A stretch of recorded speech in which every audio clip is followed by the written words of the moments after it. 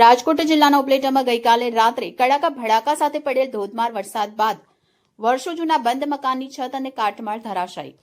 ગત રાત્રે ઉપલેટામાં ધોધમાર 2 ઇંચ જેટલો વરસાદ વરસ્યો હતો. ઉપલેટાના જર્જરિત મકાનોના નટિયાને ઉડી ગયા હતા. ધોધમાર વરસાદને કારણે વર્ષો જૂના બંધ મકાનની છત અને કાટમાળ ધરાશાયી. આજે વહેલી સવારે આ ઘટના બની હતી. સદનસીબે કોઈ જાનહાનિ નહીં.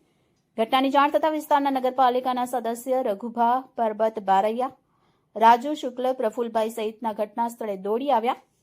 ઉપલેટા ભારે વરસાદને પગલે ઉપલેટામાં ભારે નુકસાની થઈ છે.